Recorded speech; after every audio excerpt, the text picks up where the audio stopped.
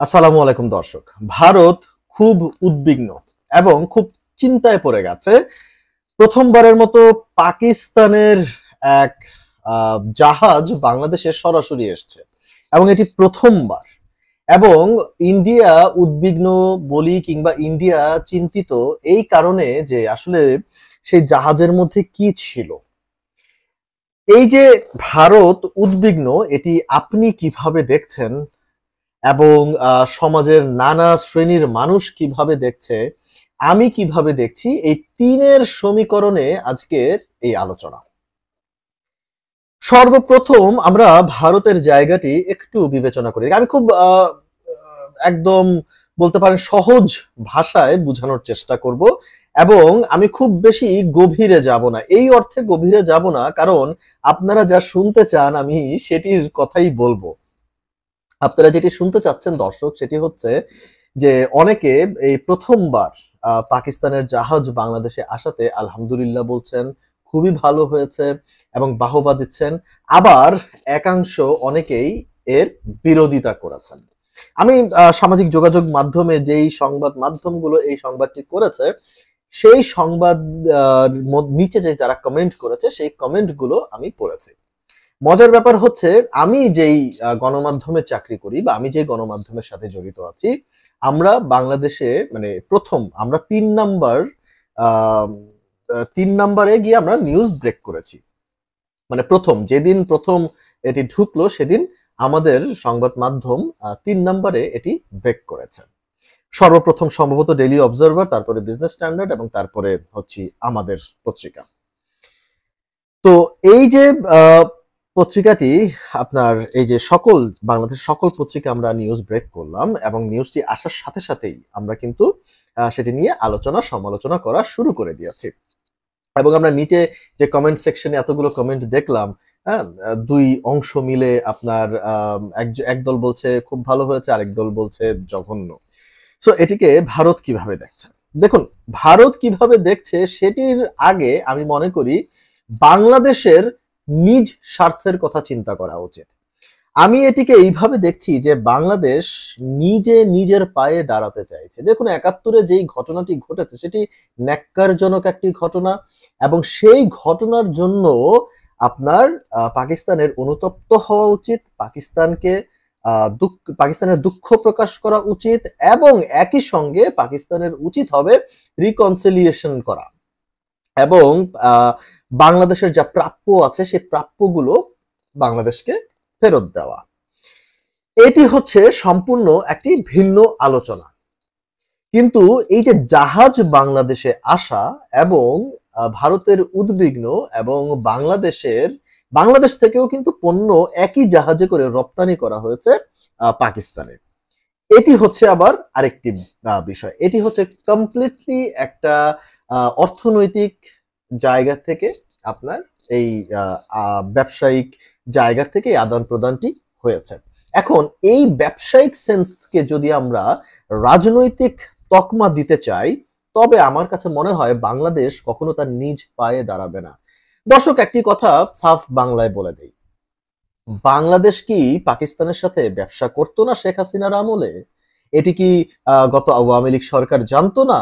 এটি কি ভারত জানতো না? ভারত এবং আওয়ামী লীগ সরকার দুজনই জানতো যে বাংলাদেশ মানে ঢাকা এবং ইসলামাবাদের মধ্যে একটা বিশাল অঙ্কের ব্যবসা হচ্ছে। এবং ট্রাস্ট মি, আমি যদি বলি এর পরিমাণ 2021-22 সালে আপনার বিলিয়ন ডলারেও কিন্তু ব্যবসা হয়েছে। আমি এটি একদম আপনারা এটি গুগলে সার্চ করেই দেখতে পারবেন যে 22-23 সালে আপনার পাকিস্তানের সাথে বাংলাদেশের বিলিয়ন ডলারের ব্যবসা হয়েছে এবং সেই ব্যবসা সম্পর্কে আপনারা জানতেন না, অবগত ছিলেন না। অলওয়েজ আমরা দেখেছি যে পাস্ট রিজিম বোঝানোর চেষ্টা করেছে যে পাকিস্তানের সাথে সম্পর্ক আমাদের নর্মালাইজ হতে পারে না। ডেফিনেটলি আমিও বলি পাকিস্তানের সাথে মানে আমার নর্মাল সম্পর্ক হয়তো আমি ঠিক নাই করতে পারি, কিন্তু আমার যে প্রতিবেশী দেশ, আমরা যে এই অঞ্চলে আছি, তো আমার বাংলাদেশের কি ব্যবসা করতে হবে না? আমি যদি আজকে 5 টাকায় তুলা যদি আমাকে ভারত থেকে যদি আমাকে ধরেন 7 টাকায় কিনতে হয়, আর সেই একই তুলা যদি আমাকে 5 টাকায় পাকিস্তান দেয়, তাহলে আমি পাকিস্তানের সাথে কেন ব্যবসা করব না? দেখুন, ব্যবসায়িক সেন্স একদিকে, আর হচ্ছে আপনার ডিপ্লোম্যাসি কিংবা পলিটিক্স, রাজনীতি, সেটি অন্যদিকে। তো আমি রাজনীতির জায়গাটিতে রাজনীতির সাথে আমি ব্যবসাকে মেলাবো না। হ্যাঁ, অনেকেই বলতে পারেন যে রাজনীতির সাথে ব্যবসা জড়িত, যেহেতু এটি রাষ্ট্র। কিন্তু আমাকে এটিও একই সঙ্গে ভাবতে হবে যে রাষ্ট্র যদি আমাকে গড়তে হয়, তাহলে আমাকে ব্যবসা করতে হবে, এবং আমাকে যদি ব্যবসা বাড়াতে হয়, তাহলে আমাকে পাকিস্তানের সাথেও যেমন সম্পর্ক রাখতে হবে, ভারতের সঙ্গেও সম্পর্ক রাখতে হবে। এইখানে ভারত পাকিস্তানের সাথে কি সম্পর্ক, সেইখানে আমি চাই না বাংলাদেশ নাক গলা, কারণ বাংলাদেশের আসলে এখানে কিছুই করার নাই। বাংলাদেশ একটা স্বাধীন রাষ্ট্র, এবং বাংলাদেশ কি করবে এটি বাংলাদেশের নিজস্ব ব্যাপার। এবং অবশ্যই একই সঙ্গে আমি বলি যে বাংলাদেশকে তার সিকিউরিটির দিকে নজর রাখতে হবে, এবং বাংলাদেশকে এটি মাথায় রাখতে হবে যে পাকিস্তানের সঙ্গে যেন আমাদের শুধু ব্যবসাটাই হয়, ব্যবসা ব্যতীত যেন অন্য কোনো দিকে আমরা না যাই। ঠিক যেমনটি আমি ধরে নেই যে ভারত যেরকম বাংলাদেশের সব বিষয়ে নাক গলাতো, ঠিক পাকিস্তানও যেন বাংলাদেশে ওরকম কোনো নাক না গলাতে পারে। আমি অবশ্যই এটি খুব জোর গলায় বলতে চাই, কারণ আমরা চাই না যে, ইনফ্যাক্ট বাংলাদেশের জনগণ চায় না যে কোনো দেশ বাংলাদেশের বন্ধু হতে পারে কিন্তু নাক গলাবে, এই জিনিসটি বাংলাদেশের জনগণ পছন্দ করে না। এখন যে জাহাজটি ঢাকা, চট্টগ্রাম বন্দরে যে জাহাজটি এসছে, সেই জাহাজের মধ্যে পণ্য ছিল, এবং ভারতীয় গণমাধ্যমের যে রিপোর্টটি আপনার ছেপেছে গত পরশুদিন, সেই রিপোর্টটি আমি দেখেছি। সেই রিপোর্টটির মধ্যে লেখা ছিল যে যখন আপনার জাহাজটি এসছে, জাহাজের থেকে কিছু ভেসেল বা কিছু কার্গো যখন নামানো হচ্ছে, সেই কার্গো নাকি পুলিশি পাহারায়, কিছু স্পেশাল কিছু 7-8টা কার্গোকে নাকি পুলিশি পাহারায় আলাদা করা হয়েছে, সেখানে নাকি কাউকে হাত দিতে দেওয়া হয়নি। অথচ বাংলাদেশের গণমাধ্যম, বাংলাদেশের কোনো রিপোর্টার, যারা আপনার বন্দর ভিত্তিক রিপোর্ট করে, কোনো রিপোর্টার কিন্তু এই কথা বলে নাই, এবং বাংলাদেশের কোনো সাংবাদিকের মুখেও এই কথা আসে নাই। অতএব ভারত এই সংবাদ কোত্থেকে পেল সেটি আমি জানি না। আমার কাছে মনে হয় যে ভারত আবার তার মিথ্যা প্রোপাগান্ডার ছড়ানোর যে ব্যাপারটি, সেটি আবার চেষ্টা করেছে। ডেফিনেটলি ভারতের উদ্বিগ্ন হওয়ার কারণ রয়েছে, কারণ ভারতের সাথে পাকিস্তানের যে সম্পর্ক, সেটি ভারত এই অঞ্চলে পাকিস্তানের সঙ্গে সরাসরি সম্পর্ক, এটি ভারতের প্রবলেম হতেই পারে। একই সঙ্গে চীনের সাথেও যখন বাংলাদেশের সম্পর্ক হচ্ছে, সেটিতেও ভারতের সমস্যা ডেফিনেটলি থাকবে।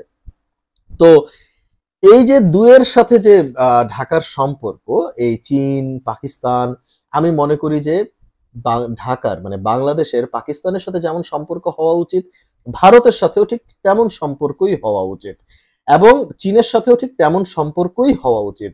কারোর সাথে কম বেশি সম্পর্ক হওয়া উচিত নয়। এবং একই সঙ্গে বাংলাদেশেরও উচিত হবে না চীন, ভারত, পাকিস্তানের কোনো বিষয়ে নাক গলানোর, এবং বাংলাদেশেরও উচিত হবে না ব্যবসা ব্যতীত অন্য কোনো কিছু এখানে করা। এবং একই সঙ্গে ভারতেরও সেটি মাথায় রাখতে হবে, বাংলাদেশ হচ্ছে একটি স্বাধীন রাষ্ট্র, এবং ভারতের যে উত্তর পূর্ব অঞ্চল, উত্তর পূর্ব অঞ্চল নিয়ে যে একটা টেনশন, যে পাকিস্তানের এখানে জাহাজ ভেড়ার কারণে ভারতের একটা বড় সমস্যা হতে পারে, সেটি আমার কাছে মনে হয় যে আপাতত সময়ের জন্য ভারতের এই জায়গাটি ভুলে যাওয়ার উচিত। কিন্তু অবশ্যই ভারতের নজর থাকতেই পারে, কারণ এটা ভাই একটা ডিপ্লোম্যাটিক জায়গা, এবং যেহেতু এটা রাষ্ট্রীয় ব্যাপার, সিকিউরিটির ব্যাপার আছে, সেখানে ভারত নজর রাখতেই পারে, সেটি ভিন্ন ব্যাপার টোটালি। কিন্তু পাকিস্তানের সাথে ব্যবসায়িক সম্পর্ক নরমাল হলে আমি মনে করি যে ঢাকার বাংলাদেশের আরো অর্থনৈতিকভাবে বাংলাদেশ উন্নতি হতে পারে, এবং ভারতের সঙ্গেও যদি বাংলাদেশ ব্যবসা করতে চায়, করতেই পারে। আমি সেখানে মন্দের কিছু দেখছি না। এবং একই সঙ্গে আমি যেটি বলবো যে আপনার ভারতের আসলে অত বেশি চিন্তা করার আমি এখানে কোনো কারণ দেখছি না। ভারত কেন এত বেশি উদ্বিগ্ন হচ্ছে বাংলাদেশের অভ্যন্তরীণ ব্যাপারে, বা আপনার বাংলাদেশে কোন জাহাজ এলো না এলো। এর আগে পাকিস্তানের থেকে পণ্য বাংলাদেশে আসতো, সেটি দুবাই হয়ে আসতো, সেটি হয়তোবা সিঙ্গাপুর হয়ে আসতো, কিন্তু বাংলাদেশে কিন্তু পাকিস্তানের সাথে ব্যবসা কিন্তু কন্টিনিউ ছিল গত এত বছর, গত 16 বছর 17 বছর। সেই ব্যবসাতে তো কোনো হ্যাম্পার হয় বাংলাদেশের সাথে। তো এই যে ব্যবসা হয়েছে, সেই ব্যবসার মধ্যে আমার কেন নাক গলাতে হবে। অতএব দর্শক, আমার কাছে মনে হয় যে বাংলাদেশের মধ্যে যে পাকিস্তানের জাহাজ এলো, পাকিস্তানি পণ্য বাংলাদেশে এলো এবং একই সঙ্গে বাংলাদেশি পণ্য আপনার পাকিস্তানের কাছে, যেমন ঔষধ, তারপরে পাট, পাকিস্তানে পাঠিয়েছে একই জাহাজে, এটি বলা হয়েছে।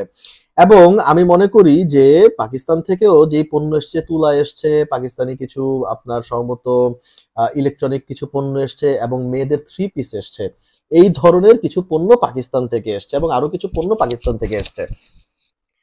তো এই সকল পণ্যই আনা হয়েছে, অথচ এই পণ্যের মধ্যে ভারত কি ক্ষতি মানে খুঁজতে যাচ্ছে সেটি আমার কাছে স্পষ্ট নয়। এবং ভারতের যে উদ্বিগ্ন হওয়ার যে কারণটি, সেটি আসলে এই যে ভারতীয় যেই একটা মানে বাংলাদেশিদেরকে একটা ভয়ের মধ্যে রাখা, যে পাকিস্তান এরকম, পাকিস্তান ওই রকম। আমার কাছে মনে হয় যে এই ট্রমার জায়গাটি আপনার ফেলে দেওয়া উচিত।